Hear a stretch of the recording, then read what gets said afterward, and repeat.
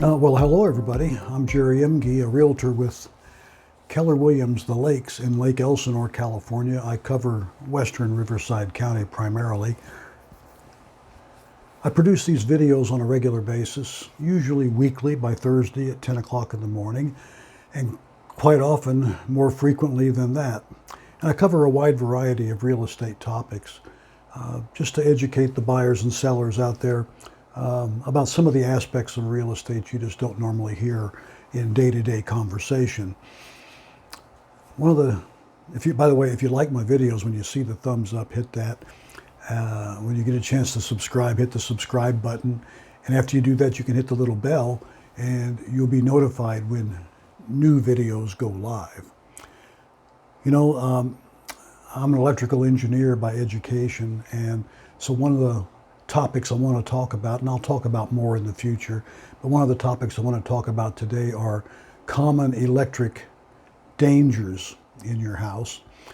And these are things that electricians will tell me they see more often than anything when they go into a home that has called them in for whatever reason. One of the most common practices that is dangerous for lots of reasons is using an indoor rated extension cord outdoors. Now, I never recommend you do that.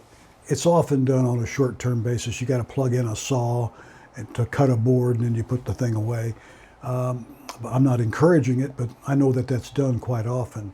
But a lot of people will use indoor rated extension cords to power something outdoors on a day-to-day basis, whether it's a set of lights or a water feature or some kind of a toy or whatever it may be, but it's out there in the elements all the time, and it's just not designed for that. So sooner or later, it's going to break down in some way and become a shock hazard or a tripping hazard or whatever it may be, and it's not safe. So don't do that.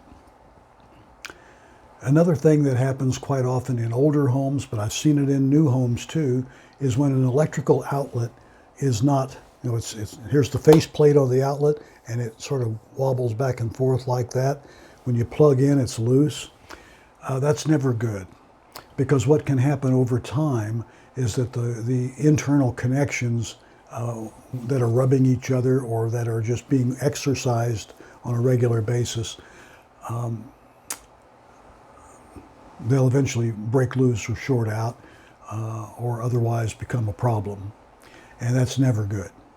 So anytime you have a loose faceplate on an outlet, tighten it up or have somebody come look at it, an electrician, someone who's qualified to go in there and fix that. Because it's usually not just the plastic cover, it's something inside. The junction box is not secured properly. Another common thing that we see all the time, especially in older homes were often wired with two-prong outlets, and almost every device you buy today has a three-prong cord on it. So what people do, will put the three-prong to two-prong adapter and then plug in that three-prong device into the two-prong outlet. And when you do that, you're losing the safety and security of that third prong, which is a ground, by the way. So now that device is no longer properly grounded. And so if something happens and the device shorts out, you, as a human being, might become the ground for that device, and that's never good.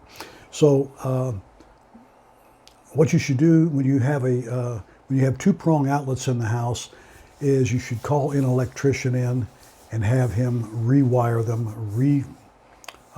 restructure them so that now they're three-prong outlets, not two-prong. And sometimes that's an easy fix, sometimes it's a hard one, but it's going to be a safe one no matter what. So have that done. Another common thing the electricians tell me about is not having what we call GFCIs in bathrooms or around wash basins like in the kitchen. GFCI stands for Ground Fault Circuit Interrupter. And what it does is it measures the current going out to some device and compares that to the current coming back in. So it's measuring current both ways.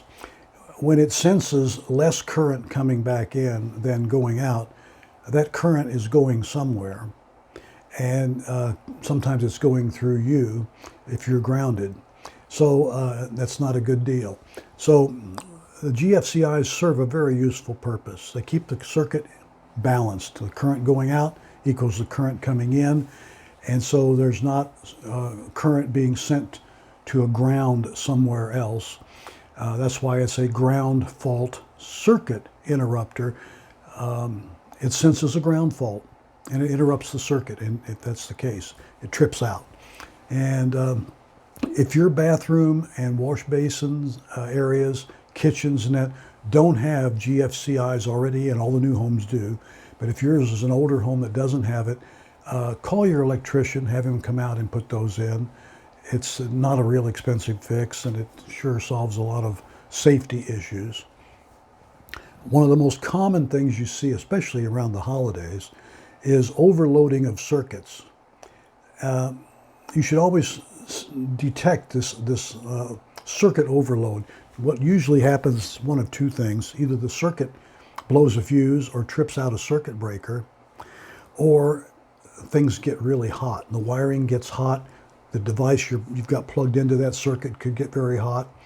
In any event, high heat in or around that circuit and or the circuit tripping out would indicate there's an overload on that circuit. So either you got to plug it in somewhere else, plug something in somewhere else to reduce the load on that circuit, or have that circuit upgraded, which could involve upgrading the whole electrical panel, especially on a real older home. You may have to have the whole panel upgraded. So in any event, ask an electrician. That's what these guys get paid for, so don't be afraid to use them. They can be a little expensive at times, but sometimes they're not. And consult with your realtor to see who he recommends you use. So anyway, that's what I wanted to talk about today. Thank you so much for watching. Remember, like my videos. Here comes a little bit of information about me. If you have to pause the video to write down my phone number or email address, please do. Feel free to get hold of me at any time. Happy to help, happy to talk. Look forward to seeing you on the next video. Thanks for watching. Bye-bye.